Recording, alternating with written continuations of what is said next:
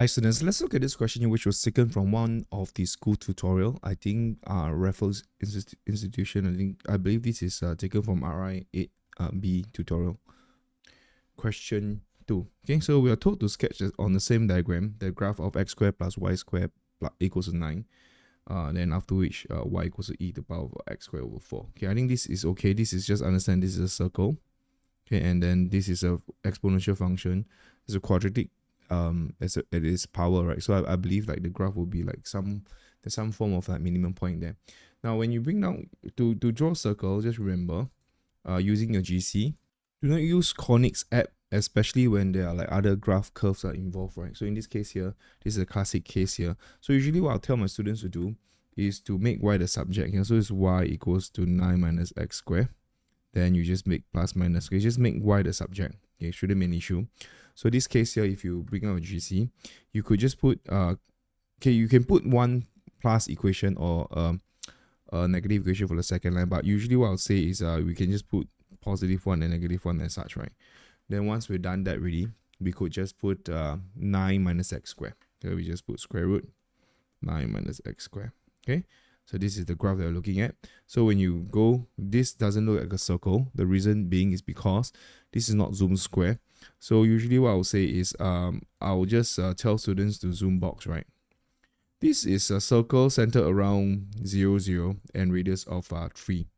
So what you need to understand is in order for you to look like a circle, you just need to press zoom and go to zoom square. Zoom square will make the ratio the same. Okay, so that's how you key in calculator here. Then after which, the next thing is we're just gonna put in the exponential function there, e to the power x squared over 4. So e to the power of x squared over 4. Okay, let's key in x squared over 4. Okay, then just graph it. There you go. This is the graph here. So I'm gonna just plot this graph here. In the calculator, you can actually find the intercept and so on. I believe the mean point here is 0, 1. Okay, so you just plot this. I'm going to plot this using decimals. So this case here done. This will be 3, 0, comma 0, and this will be like 0, 3. Then this will be 0, negative 3, and negative 3, 0. Okay, there you go. So let's look at part 2. The finite region in the first quadrant bounded by the curve. So this curve here, maybe I should label the curve.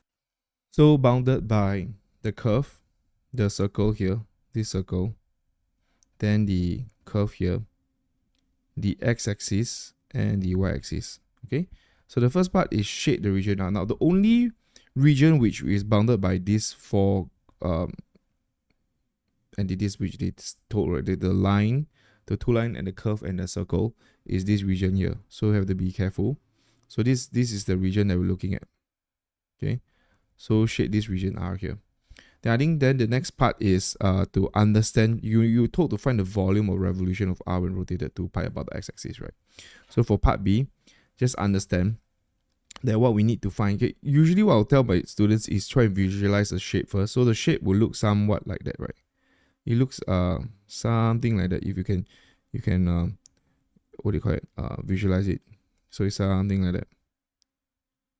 Okay, so you just you can see that. But this shape is not too difficult yet. So the harder kind of question, you have more composite functions to worry about. But this case here is just two parts, right? So if you have problem visualizing it, let me just model it out for you. So this is the shape that you look at, right? You can see that this is the shaded region R. So if let's say I were to rotate about the x-axis, it will look something like that. Okay, so it looks something like that. This is the shape we're looking at. So you can see that this curve here, you project to the x-axis, you get a shape, and then the other side you get another shape, right? This sort of this, it looks like a mushroom, right? A butter mushroom. So that's what we're looking at. So firstly, understand. Okay, usually what I'll tell my students to do also is to label the curve equation. So let this be y1, subscript it, then this is y2. So what we need now is obviously to split this to 2, because with this curve here, we project to the x-axis. You can't choose where you project. When you rotate, you take this curve and project to the x-axis, right? you just project this guy here. Then this we need to find the intercept here using GC. I think it shouldn't be an issue.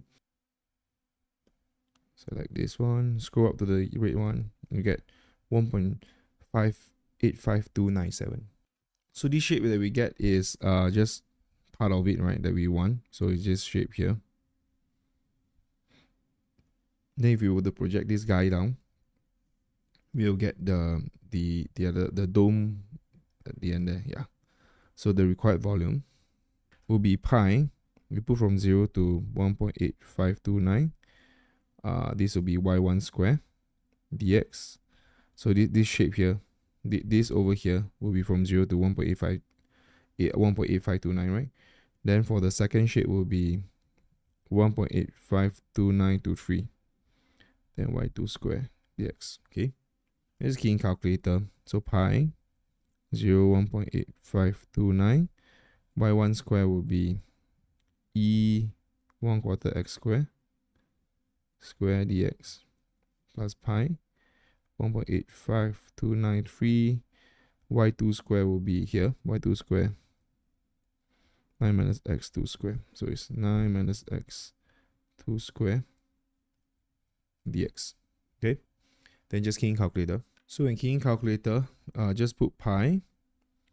Then after which you go to math, then go to function integral number 9. Okay.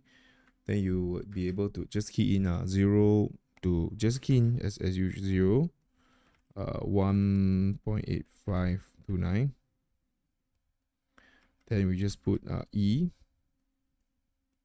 to the power x square over 4. Then then you just square it, right? Then you just minus off. Oh, sorry, we need another integral. So this is the first part. Then I'm just gonna add the second part here. I'll just key in, right? Pi math number 9, 1.58529 3, then 9 minus x square. I put the x there. Okay, so the answer is 22.7 cubic units, 3SF. Okay, so that's how I do this question proficiently. If you have any questions at all, please do let us know, and I'll see you in the next question.